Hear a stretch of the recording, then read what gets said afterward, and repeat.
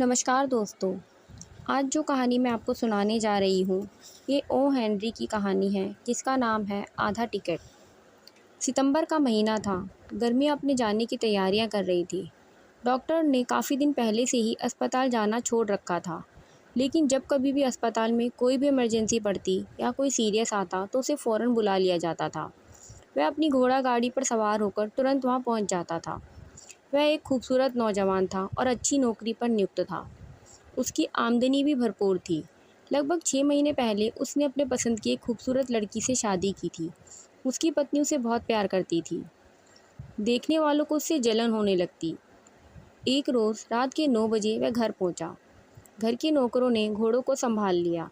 वह घोड़ा गाड़ी से उतरकर तेजी से सीढ़ियां चढ़ता चला गया। जिस समय वह घर के अंदर पहुंचा, उसकी पत्नी ऑरिस ने कसकर उसके गले में प्यार से बाहों का हार पहना दिया। उसने काँपती आवाज़ में कहा, "ओह राल्फ, तुम इतना देर से क्यों आए हो? तुम्हें पता नहीं तुम्हारे बिना मेरा एक एक पल कितनी मुश्किल से कटता है। खाना तुम्हारे इंतज़ार में ठंडा हो चुका है। कभी कभी मुझे तुम्हारे मरीजों से जलन होने लगती है, जिन्होंने तुम्हें मुझसे दूर कर दिया है।"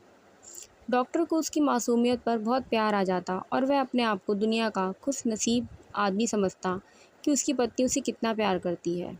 वह मुस्कुराकर बोला, "कितनी खूबसूरत हो तुम। तुम्हारे पास आकर मेरी थकान दूर हो जाती है।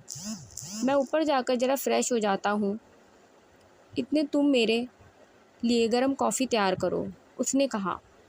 रात के खाने के बाद वह लाइब्रेरी में अपनी प्यारी कुर्सी पर विराजमान हो गया और वह अपनी खास जगह यानी कुर्सी के हत्थे पर बैठ गई। फिर उसने माचिस उठाकर उसका सिगार जलाया। उसकी नज़दीकी पाकर वह बहुत खुश दिखाई दे रही थी। सेरिब्रोस्पाइनल मेनिंजाइटिस का मेरा एक मामला आज रात बिगड़ गया, उसने गंभीरता से बताया। तुम मेरे पास होकर भी मेरे पास नहीं होते प्रिय, उसने कहा। तुम्हारे दिमाग में हर वक्त तुम्हारा कारोबार रहता है, यहाँ तक कि तब भी जब मैं वहाँ यह सोचती हूँ कि इस वक्त सिर्फ तुम मेरे हो। चलो खैर छोड़ो, उसने एक गहरी सांस ली। तुम लोगों के दुख दूर करो और मैं देखती हूँ कि उनके दुख दूर होते हैं या नहीं, या फिर तुम्हारे दुख दूर होते हैं। एक पल सोचने के बाद उसने कहा, यह मामला काफ़ी अजीब ही किस्म का था। डॉक्टर ने सिगार का कश लगाते हुए कहा, अभी तक तो वह ठीक हो जाता। मैंने उसका इलाज भी किया था और वह बिना कुछ कहे मेरे हाथों में मर गया। मुझे यकीन है कि वह मरना चाहता था। शायद वह किसी से प्यार करता था। प्यार? वह चौंकी। ओह राल्फ, मुझे उसके प्यार के बारे में कुछ बताओ। आज सुबह उसने दौरा पड़ने के दौरान मुझसे कुछ बताने की कोशिश की थी। वह काफ़ी पीड़ा में था। उसकी सभी पसलियाँ टूट चुकी थी, लेकिन फिर भी उसने मुझे कहानी सुनाने की कोशिश की। हे भगवान, उसकी पत्नी बोली। मुझे तो ऐसा लगता है कि उस लड़की ने किसी अमीर आदमी से शादी करने के लिए उसे धोखा दे दिया, डॉक्टर बोला। वह अपने जीवन से बुरी तरह निराश हो चुका था। उसकी प्रेमिका का नाम क्या था? उसने पूछा। उसने मुझे उसका नाम नहीं बताया। वह व्यक्ति काफ़ी अभिमानी था। उसने अपनी घड़ी नर्स को दे दी। वो उससे इस तरह बातचीत कर रहा था जैसे किसी रानी से बात कर रहा हो। मैंने उसे ज़िंदा रखने की बहुत कोशिश की, लेकिन वह आज सुबह मर गया। फिर कुछ देर खामोश रहकर बोला, मेरी जेब में कुछ छोटी सी चीज़ है जो उसने आज सुबह मुझे दी थी। उसने कहा थी कि मेरे साथ ही दफन कर दिया जाए। उसने मुझसे कहा कि एक रात वह उस लड़की के साथ एक कार्यक्रम में जा रहा था और उन्होंने अंदर ना जाने का फ़ैसला करके चांदनी रात में टहलने का मन बना लिया। लड़की ने टिकट के 2 हिस्सों में फाड़ा और एक हिस्सा उसे दे दिया और एक अपने पास रख लिया।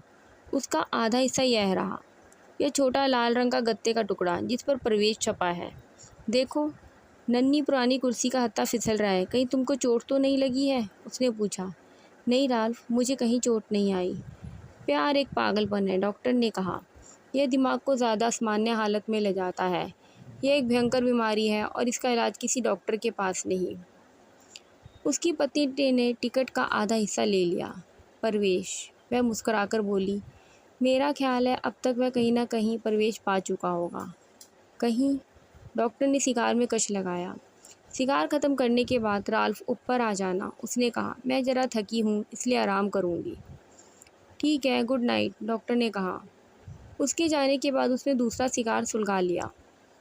11 बजे तक वह वहीं बैठा उसी मरीज के बारे में सोचता रहा। फिर सीढ़ियाँ चढ़कर ऊपर जा पहुँचा। उसकी पत्नी के कमरे की लाइट मंद थी। वह अपने पलंग पर लेटी हुई थी। उसने उसके बराबर में बैठकर उसका हाथ जो थामा, स्टील की कोई चीज़ फर्श पर गिरी। उसने अपनी पत्नी के सफ़ेद चेहरे पर निगाह डाली और एक लाल रंग के रेंगते हुए भय से उसका खून जमा हो गया। वह उछलकर रोशनी तेज करने के लिए मेज के पास पहुंचा। तभी उसकी निगाह मेज पर अपने मरीज के आधे टिकट पर थी। दूसरा आधा हिस्सा बड़ी सफाई के साथ इससे जोड़ दिया गया था और अब उस पर लिखा था, प्रवेश 2 लोग।